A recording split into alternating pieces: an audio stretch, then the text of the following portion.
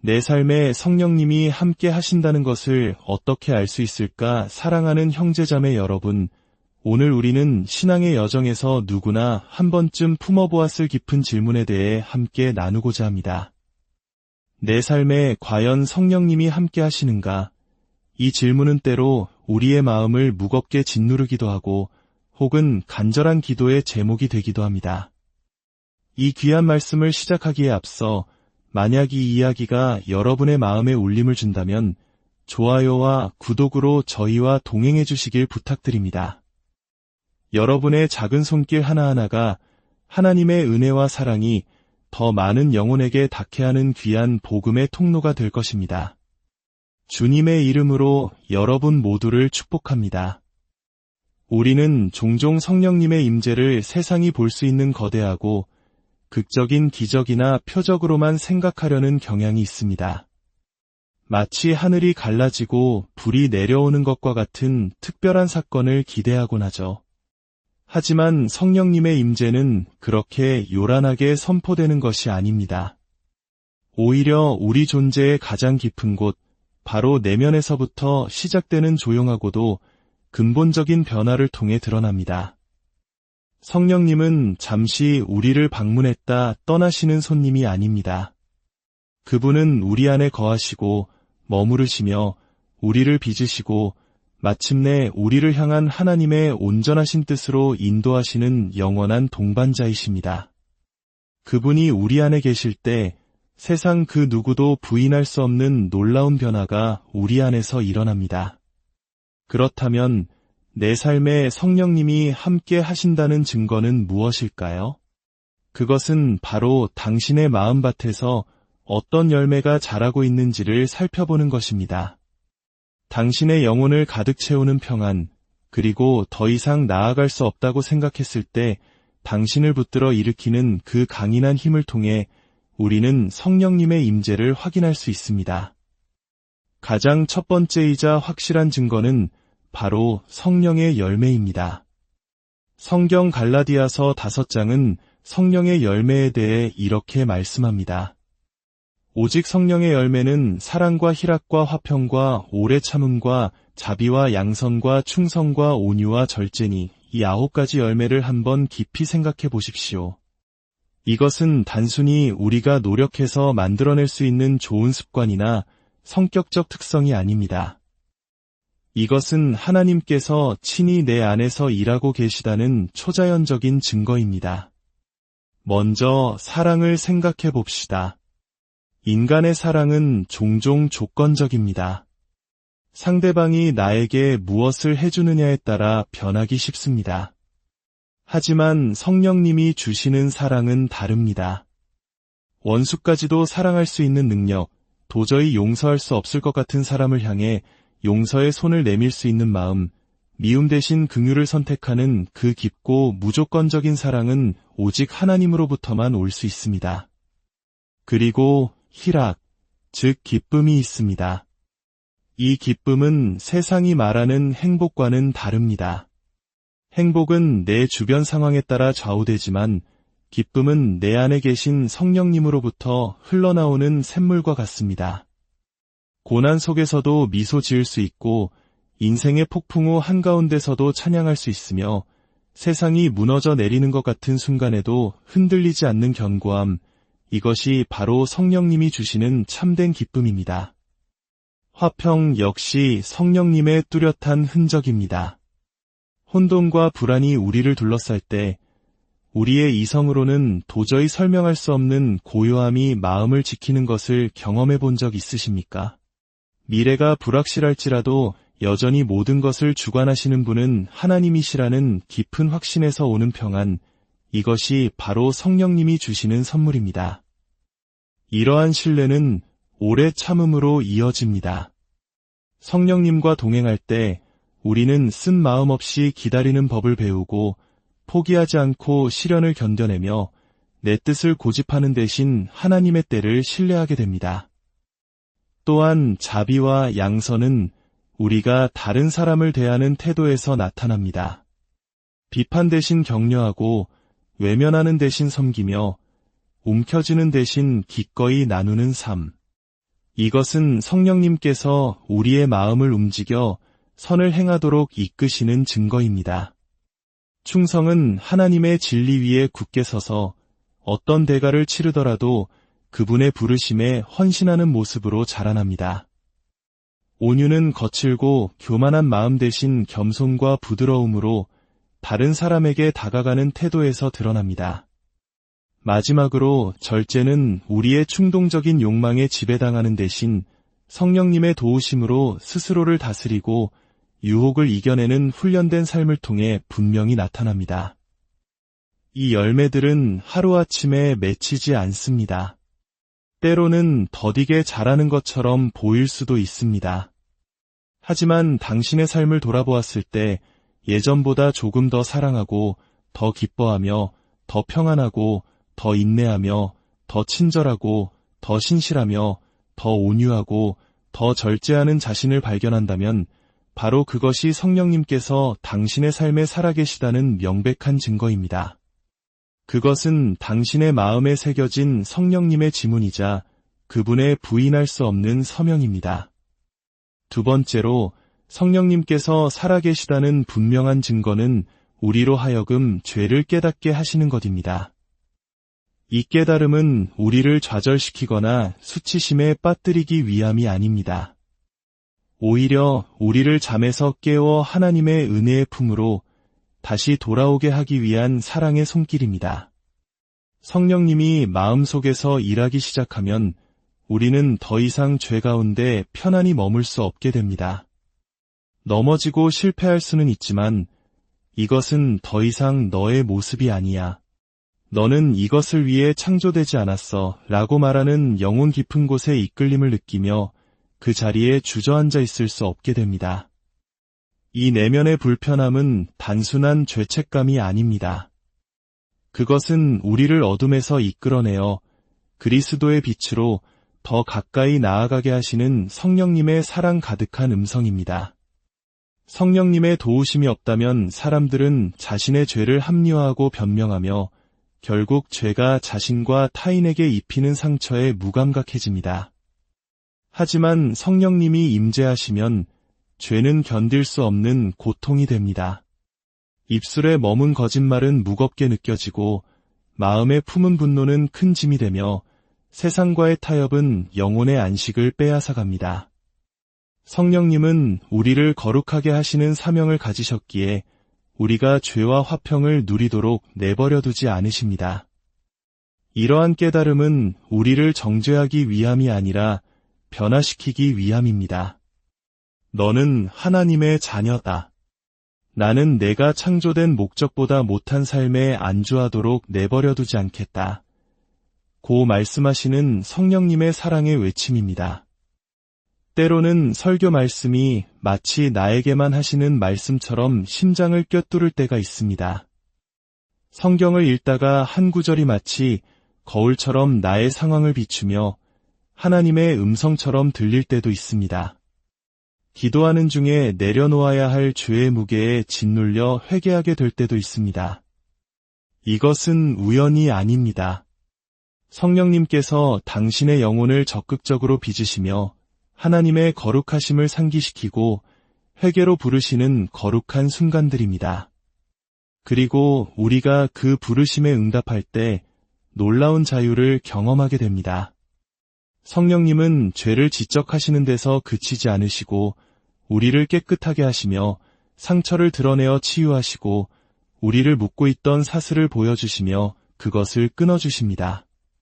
죄로 인한 불안함 대신 하나님의 자비 안에서 참된 안식을 찾게 하십니다. 그러므로 죄에 대한 깨달음과 마음의 불편함은 당신이 하나님에게서 멀리 떨어져 있다는 신호가 아닙니다. 오히려 하나님께서 당신 가까이에 계시며 당신을 너무나 사랑하셔서 죄가 당신을 파괴하도록 내버려 두지 않으신다는 강력한 증거입니다.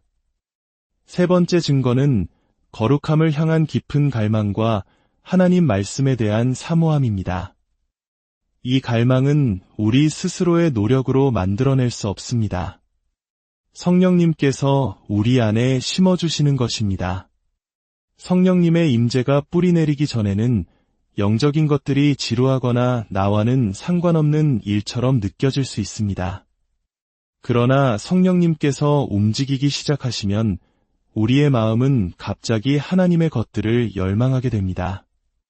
누가 시켜서가 아니라 내면 깊은 곳에서부터 우러나오는 갈증으로 인해 기도하고 싶어집니다. 성경 말씀에 마음이 끌리고 모든 단어를 이해하지는 못하더라도 그 안에 담긴 능력과 위로, 그리고 내 삶을 위한 방향을 발견하게 됩니다. 이 내면의 목마름은 세상의 얕은 것들로는 더 이상 만족할 수 없게 만듭니다. 한때 우리를 즐겁게 했던 세상의 쾌락들이 힘을 잃기 시작합니다. 세상이 제공하는 소음과 오락과 산만한 것들로는 결코 채울 수 없는 영혼의 빈 공간을 하나님만이 채우실 수 있음을 깨닫게 되는 것입니다. 굶주린 육체가 음식을 찾듯 성령으로 살아난 영혼은 하나님을 갈망합니다. 이 갈망은 거룩한 삶에 대한 추구로 나타납니다. 우리는 더 이상 신앙의 형식만 따르는 것을 원치 않고 진정으로 하나님을 기쁘시게 하는 삶을 살기 원하게 됩니다. 두려움 때문이 아니라 사랑 때문에 우리의 말과 행동, 생각을 살피기 시작합니다. 단순히 죄를 용서받는 것을 넘어 죄로부터의 자유를 갈망하게 됩니다. 네 번째로 성령님의 임재를 알 수 있는 가장 강력한 방법 중 하나는 우리의 힘이 다했을 때 그분이 주시는 능력입니다. 인간의 의지력에는 한계가 있습니다. 잠시 동안은 스스로를 밀어붙일 수 있지만 결국 탈진과 낙심, 두려움에 사로잡히게 됩니다. 우리 힘만으로는 인생의 시련이 감당할 수 없게 느껴질 때가 많습니다. 하지만 성령님께서 우리 안에 살아계실 때 우리는 인간의 노력으로는 설명할 수 없는 초자연적인 인내력을 발견하게 됩니다. 모든 것이 끝났다고 생각했을 때 무언가 내 안에서 나를 계속 앞으로 나아가게 했다는 것을 깨닫게 됩니다. 그 무언가는 바로 나가 아니라 그분, 우리를 붙드시고 안아주시며 우리의 능력이 바닥났을 때 우리를 들어 올리시는 성령님이십니다. 이 힘은 깊은 슬픔에 잠겨있을 때 마음을 붙들어주는 평안으로, 감당하기 힘든 책임감에 짓눌릴 때 매일 아침 다시 일어설 용기로, 나를 파괴할 것만 같았던 인생의 전투 속에서 오히려 더 강하게 서 있는 모습으로 나타납니다. 이것은 모든 고통과 어려움을 없애주시는 힘이 아니라 흔들리지 않는 믿음으로 그 모든 것을 통과하게 하시는 능력입니다. 우리 주변 사람들은 어떻게 당신이 여전히 서 있는지 궁금해할지 모릅니다. 때로는 우리 자신조차 그 답을 알지 못할 수 있습니다. 그러나 마음 깊은 곳에서 우리는 성령님께서 나를 붙들고 계시다는 것을 압니다. 내 힘으로는 도저히 이겨낼 수 없었던 폭풍우를 이겨냈고 나를 무너뜨렸어야 할 상황 속에서도 믿음을 지켜냈다면 당신은 성령님께서 당신 안에 살아계심을 확신해도 좋습니다. 그분은 우리의 약함 속의 강함이시며 고난 속의 능력이시며 오늘 우리가 여전히 서 있는 이유이십니다. 마지막으로 성령님의 임재는 우리의 일상적인 삶의 변화를 통해 드러납니다. 성령님은 예배 중의 감동이나 기도의 순간에만 우리를 만지시는 분이 아닙니다. 그분은 우리가 행동하고 반응하고 다른 사람들과 관계를 맺는 방식 자체를 완전히 새롭게 빚으십니다. 그분의 임재는 평범한 일상을 비범한 간증으로 바꾸어 놓습니다. 이 변화의 가장 뚜렷한 증거 중 하나는 용서할 수 있는 능력입니다. 인간의 마음으로 가장 하기 어려운 일 중 하나가 바로 용서입니다. 우리는 본능적으로 쓴 뿌리를 붙들고 원한을 품으며 상처를 되새김질합니다. 그러나 성령님이 우리 안에 살아계실 때 그분은 고통을 놓아줄 힘을 주십니다. 상대방이 용서받을 자격이 있어서가 아니라 하나님께서 이미 우리를 용서하셨기 때문입니다. 이 용서는 나약함이 아니라 진정한 자유이며 성령님께서 미움의 사슬을 끊고 그 자리에 평안을 채우셨다는 증거입니다. 또한 성령님은 우리로 하여금 섬기도록 이끄십니다. 한때 자신의 필요에만 몰두했다면 이제는 다른 사람을 돕는 일에 마음이 움직이는 자신을 발견하게 됩니다. 주변 사람들의 어려움이 눈에 들어오고 그들을 돕고 싶은 진실한 마음이 생겨납니다. 인정받기 위해서가 아니라 사랑에서 우러나와 우리의 시간과 에너지, 재능을 나눕니다. 사랑하는 형제자매 여러분, 성령님의 임재는 숨겨져 있지 않습니다. 그것은 우리가 살아가는 방식, 우리가 품고 있는 평안, 그리고 인간의 힘만으로는 설명할 수 없는 우리 삶의 변화를 통해 명백히 드러납니다. 당신의 삶을 돌아보십시오. 당신의 마음 속에서 사랑과 기쁨, 평안의 열매가 자라고 있습니까? 죄 앞에서 불편함을 느끼고 거룩함을 갈망하게 되었습니까? 당신의 한계를 뛰어넘는 힘과 소망을 경험한 적이 있습니까? 혼란 속에서 지혜와 방향을 얻었습니까? 과거의 당신과는 다른 용서하고 섬기며 살아가는 자신을 발견하고 있습니까? 만약 그렇다면 당신은 하나님의 영이신 성령님께서 당신과 함께 하심을 확신할 수 있습니다. 그리고 성령님께서 함께 하신다면 당신은 결코 혼자가 아니며 결코 무력하지 않으며 결코 소망이 없는 존재가 아닙니다. 그분의 임재가 바로 당신의 확신이며 당신의 인도자이며 당신의 승리입니다. 오늘 이 말씀을 듣는 모든 분들의 삶 가운데 성령님의 임재가 충만하게 임하시기를, 그리하여 여러분의 삶 자체가 세상 속에서 부인할 수 없는 하나님의 살아있는 증거가 되기를 주님의 이름으로 간절히 기도합니다. 평안한 하루 보내십시오. 내 삶에 성령님이 함께 하신다는 것을 어떻게 알 수 있을까? 사랑하는 형제자매 여러분, 오늘 우리는 신앙의 여정에서 누구나 한 번쯤 품어보았을 깊은 질문에 대해 함께 나누고자 합니다. 내 삶에 과연 성령님이 함께 하시는가? 이 질문은 때로 우리의 마음을 무겁게 짓누르기도 하고 혹은 간절한 기도의 제목이 되기도 합니다. 이 귀한 말씀을 시작하기에 앞서 만약 이 이야기가 여러분의 마음에 울림을 준다면 좋아요와 구독으로 저희와 동행해 주시길 부탁드립니다. 여러분의 작은 손길 하나하나가 하나님의 은혜와 사랑이 더 많은 영혼에게 닿게 하는 귀한 복음의 통로가 될 것입니다. 주님의 이름으로 여러분 모두를 축복합니다.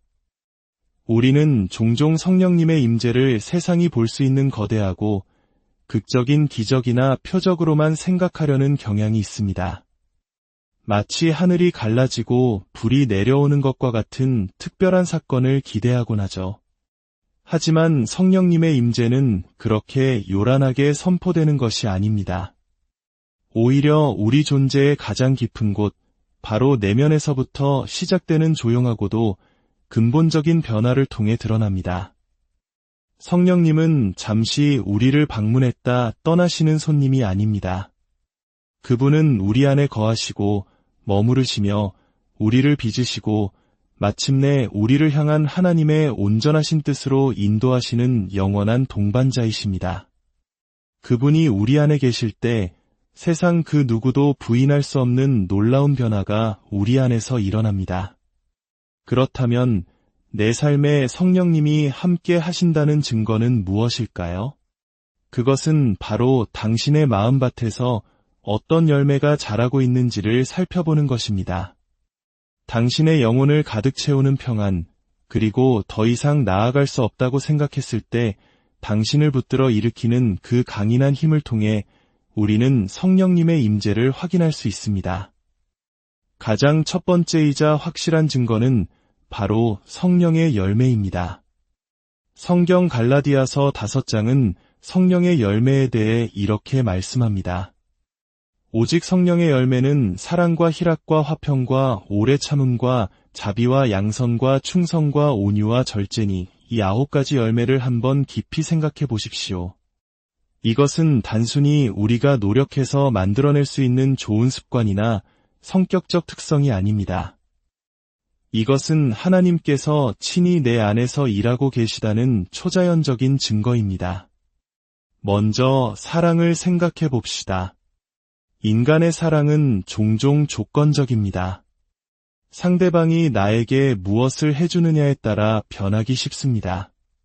하지만 성령님이 주시는 사랑은 다릅니다. 원수까지도 사랑할 수 있는 능력, 도저히 용서할 수 없을 것 같은 사람을 향해 용서의 손을 내밀 수 있는 마음, 미움 대신 긍휼을 선택하는 그 깊고 무조건적인 사랑은 오직 하나님으로부터만 올 수 있습니다. 그리고 희락, 즉 기쁨이 있습니다. 이 기쁨은 세상이 말하는 행복과는 다릅니다. 행복은 내 주변 상황에 따라 좌우되지만 기쁨은 내 안에 계신 성령님으로부터 흘러나오는 샘물과 같습니다. 고난 속에서도 미소 지을 수 있고 인생의 폭풍 후 한가운데서도 찬양할 수 있으며 세상이 무너져 내리는 것 같은 순간에도 흔들리지 않는 견고함, 이것이 바로 성령님이 주시는 참된 기쁨입니다. 화평 역시 성령님의 뚜렷한 흔적입니다.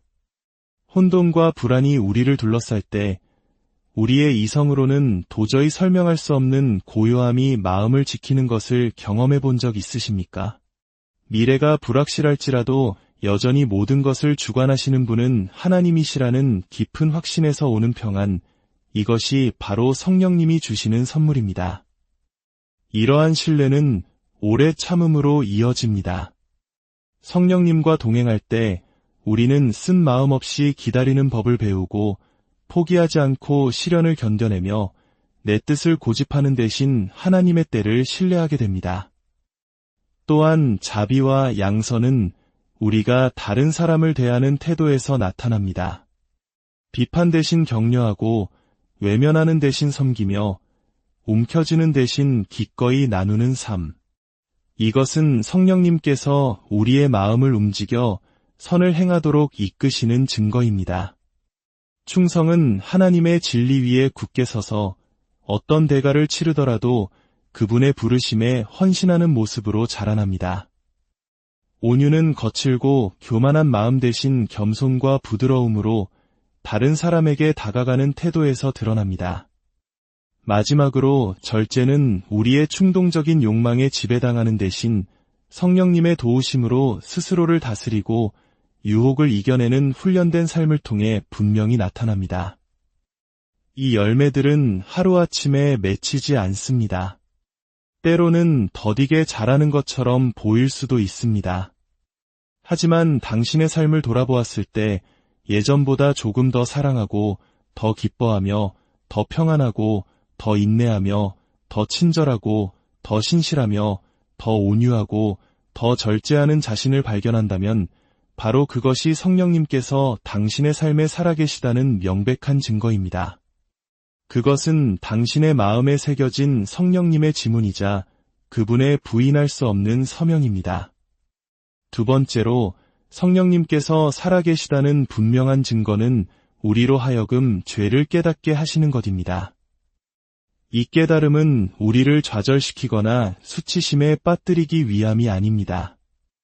오히려 우리를 잠에서 깨워 하나님의 은혜의 품으로 다시 돌아오게 하기 위한 사랑의 손길입니다. 성령님이 마음속에서 일하기 시작하면 우리는 더 이상 죄 가운데 편안히 머물 수 없게 됩니다. 넘어지고 실패할 수는 있지만 이것은 더 이상 너의 모습이 아니야. 너는 이것을 위해 창조되지 않았어 라고 말하는 영혼 깊은 곳에 이끌림을 느끼며 그 자리에 주저앉아 있을 수 없게 됩니다. 이 내면의 불편함은 단순한 죄책감이 아닙니다.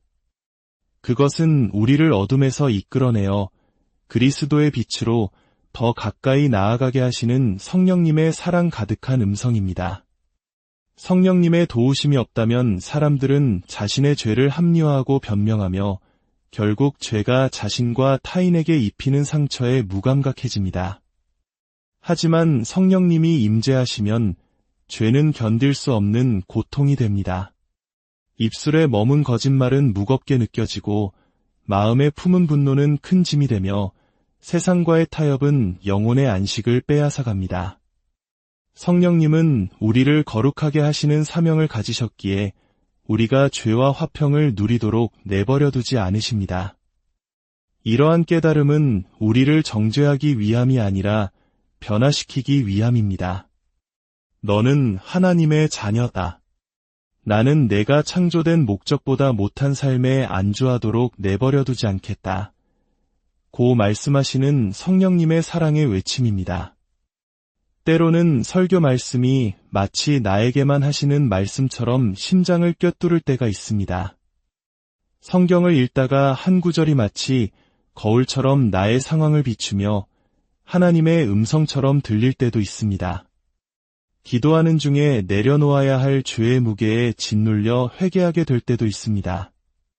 이것은 우연이 아닙니다. 성령님께서 당신의 영혼을 적극적으로 빚으시며 하나님의 거룩하심을 상기시키고 회개로 부르시는 거룩한 순간들입니다. 그리고 우리가 그 부르심에 응답할 때 놀라운 자유를 경험하게 됩니다. 성령님은 죄를 지적하시는 데서 그치지 않으시고 우리를 깨끗하게 하시며 상처를 드러내어 치유하시고 우리를 묶고 있던 사슬을 보여주시며 그것을 끊어주십니다. 죄로 인한 불안함 대신 하나님의 자비 안에서 참된 안식을 찾게 하십니다. 그러므로 죄에 대한 깨달음과 마음의 불편함은 당신이 하나님에게서 멀리 떨어져 있다는 신호가 아닙니다. 오히려 하나님께서 당신 가까이에 계시며 당신을 너무나 사랑하셔서 죄가 당신을 파괴하도록 내버려두지 않으신다는 강력한 증거입니다. 세 번째 증거는 거룩함을 향한 깊은 갈망과 하나님 말씀에 대한 사모함입니다. 이 갈망은 우리 스스로의 노력으로 만들어낼 수 없습니다. 성령님께서 우리 안에 심어주시는 것입니다. 성령님의 임재가 뿌리내리기 전에는 영적인 것들이 지루하거나 나와는 상관없는 일처럼 느껴질 수 있습니다. 그러나 성령님께서 움직이기 시작하시면 우리의 마음은 갑자기 하나님의 것들을 열망하게 됩니다. 누가 시켜서가 아니라 내면 깊은 곳에서부터 우러나오는 갈증으로 인해 기도하고 싶어집니다. 성경 말씀에 마음이 끌리고 모든 단어를 이해하지는 못하더라도 그 안에 담긴 능력과 위로, 그리고 내 삶을 위한 방향을 발견하게 됩니다. 이 내면의 목마름은 세상의 얕은 것들로는 더 이상 만족할 수 없게 만듭니다. 한때 우리를 즐겁게 했던 세상의 쾌락들이 힘을 잃기 시작합니다. 세상이 제공하는 소음과 오락과 산만한 것들로는 결코 채울 수 없는 영혼의 빈 공간을 하나님만이 채우실 수 있음을 깨닫게 되는 것입니다. 굶주린 육체가 음식을 찾듯 성령으로 살아난 영혼은 하나님을 갈망합니다. 이 갈망은 거룩한 삶에 대한 추구로 나타납니다. 우리는 더 이상 신앙의 형식만 따르는 것을 원치 않고 진정으로 하나님을 기쁘시게 하는 삶을 살기 원하게 됩니다. 두려움 때문이 아니라 사랑 때문에 우리의 말과 행동, 생각을 살피기 시작합니다. 단순히 죄를 용서받는 것을 넘어 죄로부터의 자유를 갈망하게 됩니다. 네 번째로 성령님의 임재를 알 수 있는 가장 강력한 방법 중 하나는 우리의 힘이 다했을 때 그분이 주시는 능력입니다. 인간의 의지력에는 한계가 있습니다. 잠시 동안은 스스로를 밀어붙일 수 있지만 결국 탈진과 낙심, 두려움에 사로잡히게 됩니다. 우리 힘만으로는 인생의 시련이 감당할 수 없게 느껴질 때가 많습니다. 하지만 성령님께서 우리 안에 살아계실 때 우리는 인간의 노력으로는 설명할 수 없는 초자연적인 인내력을 발견하게 됩니다. 모든 것이 끝났다고 생각했을 때 무언가 내 안에서 나를 계속 앞으로 나아가게 했다는 것을 깨닫게 됩니다. 그 무언가는 바로 나가 아니라 그분, 우리를 붙드시고 안아주시며 우리의 능력이 바닥났을 때 우리를 들어 올리시는 성령님이십니다. 이 힘은 깊은 슬픔에 잠겨있을 때 마음을 붙들어주는 평안으로, 감당하기 힘든 책임감에 짓눌릴 때 매일 아침 다시 일어설 용기로, 나를 파괴할 것만 같았던 인생의 전투 속에서 오히려 더 강하게 서 있는 모습으로 나타납니다. 이것은 모든 고통과 어려움을 없애주시는 힘이 아니라 흔들리지 않는 믿음으로 그 모든 것을 통과하게 하시는 능력입니다.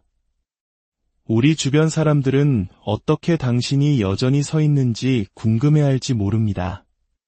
때로는 우리 자신조차 그 답을 알지 못할 수 있습니다. 그러나 마음 깊은 곳에서 우리는 성령님께서 나를 붙들고 계시다는 것을 압니다. 내 힘으로는 도저히 이겨낼 수 없었던 폭풍우를 이겨냈고 나를 무너뜨렸어야 할 상황 속에서도 믿음을 지켜냈다면 당신은 성령님께서 당신 안에 살아계심을 확신해도 좋습니다. 그분은 우리의 약함 속의 강함이시며 고난 속의 능력이시며 오늘 우리가 여전히 서 있는 이유이십니다. 마지막으로 성령님의 임재는 우리의 일상적인 삶의 변화를 통해 드러납니다. 성령님은 예배 중의 감동이나 기도의 순간에만 우리를 만지시는 분이 아닙니다. 그분은 우리가 행동하고 반응하고 다른 사람들과 관계를 맺는 방식 자체를 완전히 새롭게 빚으십니다. 그분의 임재는 평범한 일상을 비범한 간증으로 바꾸어 놓습니다. 이 변화의 가장 뚜렷한 증거 중 하나는 용서할 수 있는 능력입니다. 인간의 마음으로 가장 하기 어려운 일 중 하나가 바로 용서입니다. 우리는 본능적으로 쓴 뿌리를 붙들고 원한을 품으며 상처를 되새김질합니다. 그러나 성령님이 우리 안에 살아계실 때 그분은 고통을 놓아줄 힘을 주십니다. 상대방이 용서받을 자격이 있어서가 아니라 하나님께서 이미 우리를 용서하셨기 때문입니다.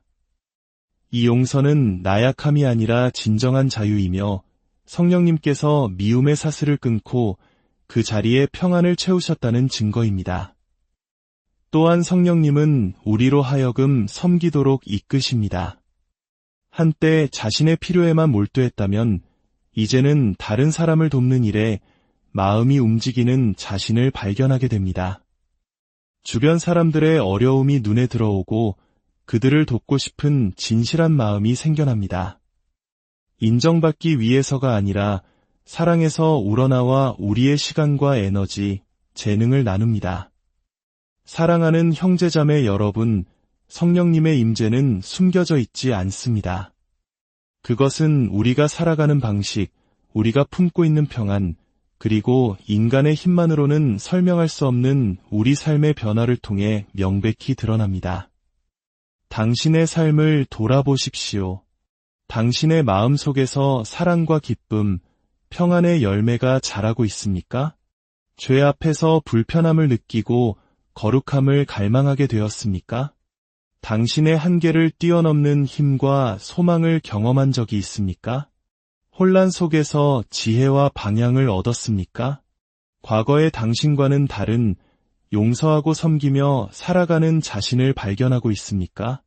만약 그렇다면 당신은 하나님의 영이신 성령님께서 당신과 함께 하심을 확신할 수 있습니다. 그리고 성령님께서 함께 하신다면 당신은 결코 혼자가 아니며 결코 무력하지 않으며 결코 소망이 없는 존재가 아닙니다. 그분의 임재가 바로 당신의 확신이며 당신의 인도자이며 당신의 승리입니다. 오늘 이 말씀을 듣는 모든 분들의 삶 가운데 성령님의 임재가 충만하게 임하시기를, 그리하여 여러분의 삶 자체가 세상 속에서 부인할 수 없는 하나님의 살아있는 증거가 되기를 주님의 이름으로 간절히 기도합니다. 평안한 하루 보내십시오.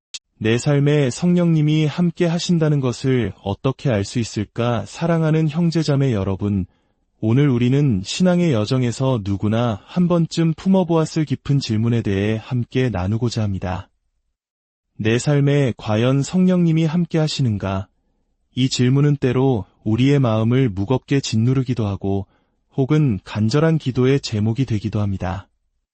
이 귀한 말씀을 시작하기에 앞서 만약 이 이야기가 여러분의 마음에 울림을 준다면 좋아요와 구독으로 저희와 동행해 주시길 부탁드립니다. 여러분의 작은 손길 하나하나가 하나님의 은혜와 사랑이 더 많은 영혼에게 닿게 하는 귀한 복음의 통로가 될 것입니다. 주님의 이름으로 여러분 모두를 축복합니다. 우리는 종종 성령님의 임재를 세상이 볼 수 있는 거대하고 극적인 기적이나 표적으로만 생각하려는 경향이 있습니다. 마치 하늘이 갈라지고 불이 내려오는 것과 같은 특별한 사건을 기대하곤 하죠. 하지만 성령님의 임재는 그렇게 요란하게 선포되는 것이 아닙니다. 오히려 우리 존재의 가장 깊은 곳, 바로 내면에서부터 시작되는 조용하고도 근본적인 변화를 통해 드러납니다. 성령님은 잠시 우리를 방문했다 떠나시는 손님이 아닙니다. 그분은 우리 안에 거하시고 머무르시며 우리를 빚으시고 마침내 우리를 향한 하나님의 온전하신 뜻으로 인도하시는 영원한 동반자이십니다. 그분이 우리 안에 계실 때 세상 그 누구도 부인할 수 없는 놀라운 변화가 우리 안에서 일어납니다. 그렇다면 내 삶에 성령님이 함께 하신다는 증거는 무엇일까요?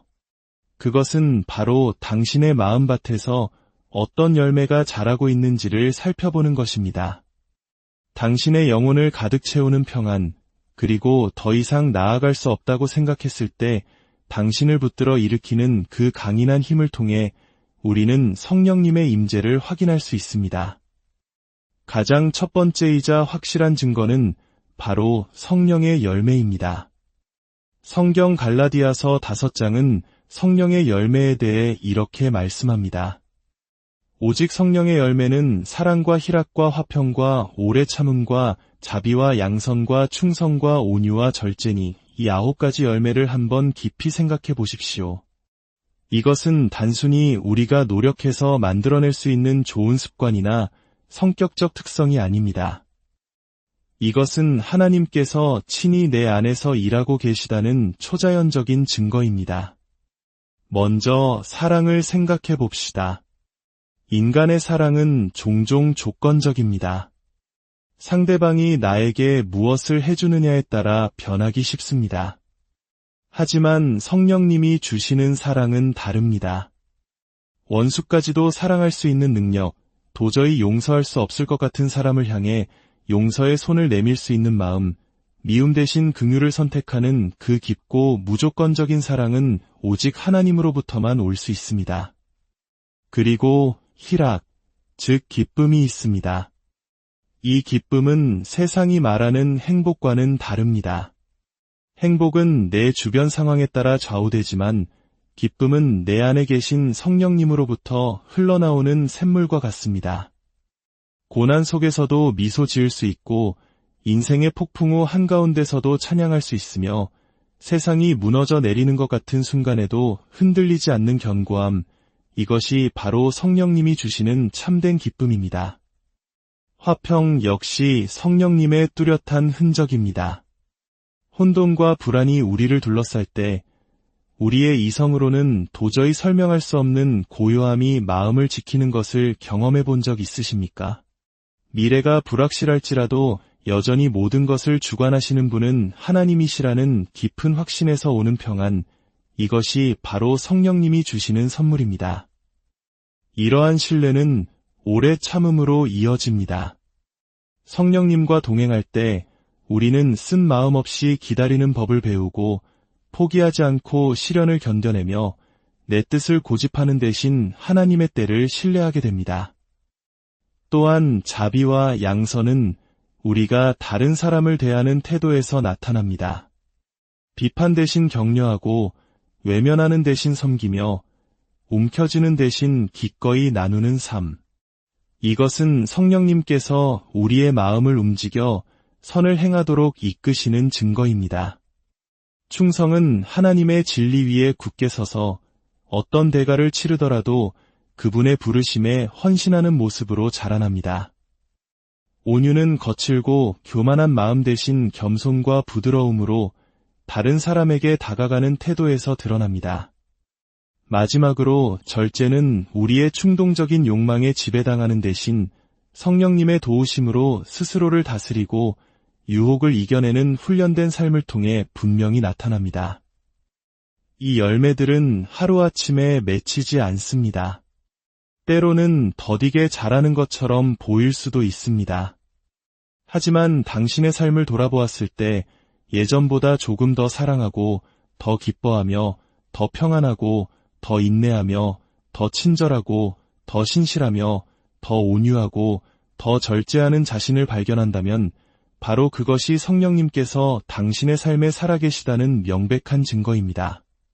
그것은 당신의 마음에 새겨진 성령님의 지문이자 그분의 부인할 수 없는 서명입니다. 두 번째로, 성령님께서 살아계시다는 분명한 증거는 우리로 하여금 죄를 깨닫게 하시는 것입니다. 이 깨달음은 우리를 좌절시키거나 수치심에 빠뜨리기 위함이 아닙니다. 오히려 우리를 잠에서 깨워 하나님의 은혜의 품으로 다시 돌아오게 하기 위한 사랑의 손길입니다. 성령님이 마음속에서 일하기 시작하면 우리는 더 이상 죄 가운데 편안히 머물 수 없게 됩니다. 넘어지고 실패할 수는 있지만 이것은 더 이상 너의 모습이 아니야. 너는 이것을 위해 창조되지 않았어 라고 말하는 영혼 깊은 곳에 이끌림을 느끼며 그 자리에 주저앉아 있을 수 없게 됩니다. 이 내면의 불편함은 단순한 죄책감이 아닙니다. 그것은 우리를 어둠에서 이끌어내어 그리스도의 빛으로 더 가까이 나아가게 하시는 성령님의 사랑 가득한 음성입니다. 성령님의 도우심이 없다면 사람들은 자신의 죄를 합리화하고 변명하며 결국 죄가 자신과 타인에게 입히는 상처에 무감각해집니다. 하지만 성령님이 임재하시면 죄는 견딜 수 없는 고통이 됩니다. 입술에 머문 거짓말은 무겁게 느껴지고 마음에 품은 분노는 큰 짐이 되며 세상과의 타협은 영혼의 안식을 빼앗아갑니다. 성령님은 우리를 거룩하게 하시는 사명을 가지셨기에 우리가 죄와 화평을 누리도록 내버려두지 않으십니다. 이러한 깨달음은 우리를 정죄하기 위함이 아니라 변화시키기 위함입니다. 너는 하나님의 자녀다. 나는 내가 창조된 목적보다 못한 삶에 안주하도록 내버려두지 않겠다. 고 말씀하시는 성령님의 사랑의 외침입니다. 때로는 설교 말씀이 마치 나에게만 하시는 말씀처럼 심장을 꿰뚫을 때가 있습니다. 성경을 읽다가 한 구절이 마치 거울처럼 나의 상황을 비추며 하나님의 음성처럼 들릴 때도 있습니다. 기도하는 중에 내려놓아야 할 죄의 무게에 짓눌려 회개하게 될 때도 있습니다. 이것은 우연이 아닙니다. 성령님께서 당신의 영혼을 적극적으로 빚으시며 하나님의 거룩하심을 상기시키고 회개로 부르시는 거룩한 순간들입니다. 그리고 우리가 그 부르심에 응답할 때 놀라운 자유를 경험하게 됩니다. 성령님은 죄를 지적하시는 데서 그치지 않으시고 우리를 깨끗하게 하시며 상처를 드러내어 치유하시고 우리를 묶고 있던 사슬을 보여주시며 그것을 끊어주십니다. 죄로 인한 불안함 대신 하나님의 자비 안에서 참된 안식을 찾게 하십니다. 그러므로 죄에 대한 깨달음과 마음의 불편함은 당신이 하나님에게서 멀리 떨어져 있다는 신호가 아닙니다. 오히려 하나님께서 당신 가까이에 계시며 당신을 너무나 사랑하셔서 죄가 당신을 파괴하도록 내버려두지 않으신다는 강력한 증거입니다. 세 번째 증거는 거룩함을 향한 깊은 갈망과 하나님 말씀에 대한 사모함입니다.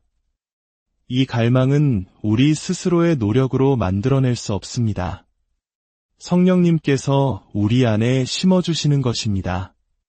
성령님의 임재가 뿌리내리기 전에는 영적인 것들이 지루하거나 나와는 상관없는 일처럼 느껴질 수 있습니다. 그러나 성령님께서 움직이기 시작하시면 우리의 마음은 갑자기 하나님의 것들을 열망하게 됩니다. 누가 시켜서가 아니라 내면 깊은 곳에서부터 우러나오는 갈증으로 인해 기도하고 싶어집니다. 성경 말씀에 마음이 끌리고 모든 단어를 이해하지는 못하더라도 그 안에 담긴 능력과 위로, 그리고 내 삶을 위한 방향을 발견하게 됩니다. 이 내면의 목마름은 세상의 얕은 것들로는 더 이상 만족할 수 없게 만듭니다. 한때 우리를 즐겁게 했던 세상의 쾌락들이 힘을 잃기 시작합니다. 세상이 제공하는 소음과 오락과 산만한 것들로는 결코 채울 수 없는 영혼의 빈 공간을 하나님만이 채우실 수 있음을 깨닫게 되는 것입니다. 굶주린 육체가 음식을 찾듯 성령으로 살아난 영혼은 하나님을 갈망합니다. 이 갈망은 거룩한 삶에 대한 추구로 나타납니다.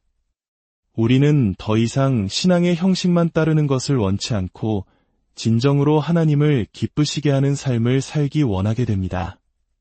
두려움 때문이 아니라 사랑 때문에 우리의 말과 행동, 생각을 살피기 시작합니다. 단순히 죄를 용서받는 것을 넘어 죄로부터의 자유를 갈망하게 됩니다. 네 번째로 성령님의 임재를 알 수 있는 가장 강력한 방법 중 하나는 우리의 힘이 다했을 때 그분이 주시는 능력입니다. 인간의 의지력에는 한계가 있습니다. 잠시 동안은 스스로를 밀어붙일 수 있지만 결국 탈진과 낙심, 두려움에 사로잡히게 됩니다. 우리 힘만으로는 인생의 시련이 감당할 수 없게 느껴질 때가 많습니다. 하지만 성령님께서 우리 안에 살아계실 때 우리는 인간의 노력으로는 설명할 수 없는 초자연적인 인내력을 발견하게 됩니다. 모든 것이 끝났다고 생각했을 때 무언가 내 안에서 나를 계속 앞으로 나아가게 했다는 것을 깨닫게 됩니다. 그 무언가는 바로 나가 아니라 그분, 우리를 붙드시고 안아주시며 우리의 능력이 바닥났을 때 우리를 들어 올리시는 성령님이십니다. 이 힘은 깊은 슬픔에 잠겨 있을 때 마음을 붙들어주는 평안으로, 감당하기 힘든 책임감에 짓눌릴 때 매일 아침 다시 일어설 용기로, 나를 파괴할 것만 같았던 인생의 전투 속에서 오히려 더 강하게 서 있는 모습으로 나타납니다. 이것은 모든 고통과 어려움을 없애주시는 힘이 아니라 흔들리지 않는 믿음으로 그 모든 것을 통과하게 하시는 능력입니다. 우리 주변 사람들은 어떻게 당신이 여전히 서 있는지 궁금해할지 모릅니다. 때로는 우리 자신조차 그 답을 알지 못할 수 있습니다. 그러나 마음 깊은 곳에서 우리는 성령님께서 나를 붙들고 계시다는 것을 압니다. 내 힘으로는 도저히 이겨낼 수 없었던 폭풍우를 이겨냈고 나를 무너뜨렸어야 할 상황 속에서도 믿음을 지켜냈다면 당신은 성령님께서 당신 안에 살아계심을 확신해도 좋습니다. 그분은 우리의 약함 속의 강함이시며 고난 속의 능력이시며 오늘 우리가 여전히 서 있는 이유이십니다. 마지막으로 성령님의 임재는 우리의 일상적인 삶의 변화를 통해 드러납니다. 성령님은 예배 중의 감동이나 기도의 순간에만 우리를 만지시는 분이 아닙니다. 그분은 우리가 행동하고 반응하고 다른 사람들과 관계를 맺는 방식 자체를 완전히 새롭게 빚으십니다. 그분의 임재는 평범한 일상을 비범한 간증으로 바꾸어 놓습니다. 이 변화의 가장 뚜렷한 증거 중 하나는 용서할 수 있는 능력입니다. 인간의 마음으로 가장 하기 어려운 일 중 하나가 바로 용서입니다. 우리는 본능적으로 쓴 뿌리를 붙들고 원한을 품으며 상처를 되새김질합니다. 그러나 성령님이 우리 안에 살아계실 때 그분은 고통을 놓아줄 힘을 주십니다. 상대방이 용서받을 자격이 있어서가 아니라 하나님께서 이미 우리를 용서하셨기 때문입니다. 이 용서는 나약함이 아니라 진정한 자유이며 성령님께서 미움의 사슬을 끊고 그 자리에 평안을 채우셨다는 증거입니다. 또한 성령님은 우리로 하여금 섬기도록 이끄십니다. 한때 자신의 필요에만 몰두했다면 이제는 다른 사람을 돕는 일에 마음이 움직이는 자신을 발견하게 됩니다. 주변 사람들의 어려움이 눈에 들어오고 그들을 돕고 싶은 진실한 마음이 생겨납니다. 인정받기 위해서가 아니라 사랑에서 우러나와 우리의 시간과 에너지, 재능을 나눕니다. 사랑하는 형제자매 여러분, 성령님의 임재는 숨겨져 있지 않습니다.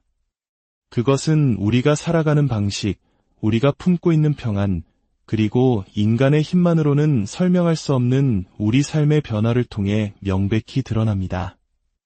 당신의 삶을 돌아보십시오. 당신의 마음 속에서 사랑과 기쁨, 평안의 열매가 자라고 있습니까? 죄 앞에서 불편함을 느끼고 거룩함을 갈망하게 되었습니까? 당신의 한계를 뛰어넘는 힘과 소망을 경험한 적이 있습니까? 혼란 속에서 지혜와 방향을 얻었습니까?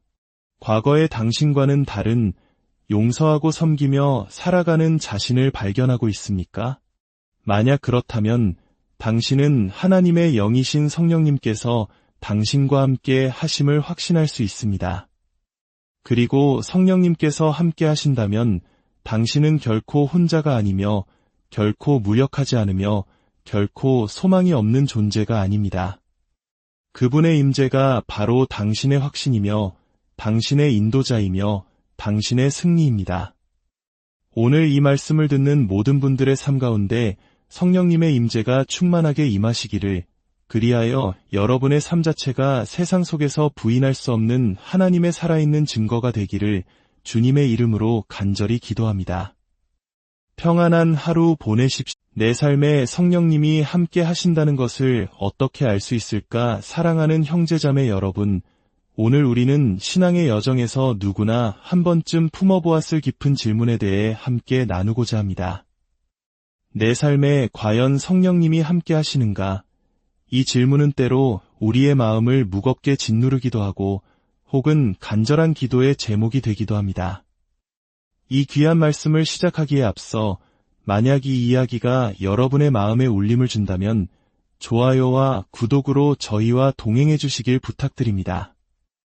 여러분의 작은 손길 하나하나가 하나님의 은혜와 사랑이 더 많은 영혼에게 닿게 하는 귀한 복음의 통로가 될 것입니다. 주님의 이름으로 여러분 모두를 축복합니다. 우리는 종종 성령님의 임재를 세상이 볼 수 있는 거대하고 극적인 기적이나 표적으로만 생각하려는 경향이 있습니다. 마치 하늘이 갈라지고 불이 내려오는 것과 같은 특별한 사건을 기대하곤 하죠. 하지만 성령님의 임재는 그렇게 요란하게 선포되는 것이 아닙니다. 오히려 우리 존재의 가장 깊은 곳, 바로 내면에서부터 시작되는 조용하고도 근본적인 변화를 통해 드러납니다. 성령님은 잠시 우리를 방문했다 떠나시는 손님이 아닙니다. 그분은 우리 안에 거하시고 머무르시며 우리를 빚으시고 마침내 우리를 향한 하나님의 온전하신 뜻으로 인도하시는 영원한 동반자이십니다. 그분이 우리 안에 계실 때 세상 그 누구도 부인할 수 없는 놀라운 변화가 우리 안에서 일어납니다. 그렇다면 내 삶에 성령님이 함께 하신다는 증거는 무엇일까요? 그것은 바로 당신의 마음밭에서 어떤 열매가 자라고 있는지를 살펴보는 것입니다. 당신의 영혼을 가득 채우는 평안, 그리고 더 이상 나아갈 수 없다고 생각했을 때 당신을 붙들어 일으키는 그 강인한 힘을 통해 우리는 성령님의 임재를 확인할 수 있습니다. 가장 첫 번째이자 확실한 증거는 바로 성령의 열매입니다. 성경 갈라디아서 5장은 성령의 열매에 대해 이렇게 말씀합니다. 오직 성령의 열매는 사랑과 희락과 화평과 오래 참음과 자비와 양선과 충성과 온유와 절제니 이 9가지 열매를 한번 깊이 생각해 보십시오. 이것은 단순히 우리가 노력해서 만들어낼 수 있는 좋은 습관이나 성격적 특성이 아닙니다. 이것은 하나님께서 친히 내 안에서 일하고 계시다는 초자연적인 증거입니다. 먼저 사랑을 생각해 봅시다. 인간의 사랑은 종종 조건적입니다. 상대방이 나에게 무엇을 해주느냐에 따라 변하기 쉽습니다. 하지만 성령님이 주시는 사랑은 다릅니다. 원수까지도 사랑할 수 있는 능력, 도저히 용서할 수 없을 것 같은 사람을 향해 용서의 손을 내밀 수 있는 마음, 미움 대신 긍휼을 선택하는 그 깊고 무조건적인 사랑은 오직 하나님으로부터만 올 수 있습니다. 그리고 희락, 즉 기쁨이 있습니다. 이 기쁨은 세상이 말하는 행복과는 다릅니다. 행복은 내 주변 상황에 따라 좌우되지만 기쁨은 내 안에 계신 성령님으로부터 흘러나오는 샘물과 같습니다. 고난 속에서도 미소 지을 수 있고 인생의 폭풍 후 한가운데서도 찬양할 수 있으며 세상이 무너져 내리는 것 같은 순간에도 흔들리지 않는 견고함, 이것이 바로 성령님이 주시는 참된 기쁨입니다. 화평 역시 성령님의 뚜렷한 흔적입니다. 혼돈과 불안이 우리를 둘러쌀 때 우리의 이성으로는 도저히 설명할 수 없는 고요함이 마음을 지키는 것을 경험해 본 적 있으십니까? 미래가 불확실할지라도 여전히 모든 것을 주관하시는 분은 하나님이시라는 깊은 확신에서 오는 평안, 이것이 바로 성령님이 주시는 선물입니다. 이러한 신뢰는 오래 참음으로 이어집니다. 성령님과 동행할 때 우리는 쓴 마음 없이 기다리는 법을 배우고 포기하지 않고 시련을 견뎌내며 내 뜻을 고집하는 대신 하나님의 때를 신뢰하게 됩니다. 또한 자비와 양선은 우리가 다른 사람을 대하는 태도에서 나타납니다. 비판 대신 격려하고 외면하는 대신 섬기며 움켜쥐는 대신 기꺼이 나누는 삶. 이것은 성령님께서 우리의 마음을 움직여 선을 행하도록 이끄시는 증거입니다. 충성은 하나님의 진리 위에 굳게 서서 어떤 대가를 치르더라도 그분의 부르심에 헌신하는 모습으로 자라납니다. 온유는 거칠고 교만한 마음 대신 겸손과 부드러움으로 다른 사람에게 다가가는 태도에서 드러납니다. 마지막으로 절제는 우리의 충동적인 욕망에 지배당하는 대신 성령님의 도우심으로 스스로를 다스리고 유혹을 이겨내는 훈련된 삶을 통해 분명히 나타납니다. 이 열매들은 하루아침에 맺히지 않습니다. 때로는 더디게 자라는 것처럼 보일 수도 있습니다. 하지만 당신의 삶을 돌아보았을 때 예전보다 조금 더 사랑하고 더 기뻐하며 더 평안하고 더 인내하며 더 친절하고 더 신실하며 더 온유하고 더 절제하는 자신을 발견한다면 바로 그것이 성령님께서 당신의 삶에 살아계시다는 명백한 증거입니다.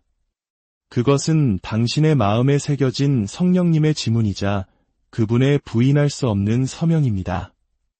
두 번째로 성령님께서 살아계시다는 분명한 증거는 우리로 하여금 죄를 깨닫게 하시는 것입니다. 이 깨달음은 우리를 좌절시키거나 수치심에 빠뜨리기 위함이 아닙니다. 오히려 우리를 잠에서 깨워 하나님의 은혜의 품으로 다시 돌아오게 하기 위한 사랑의 손길입니다.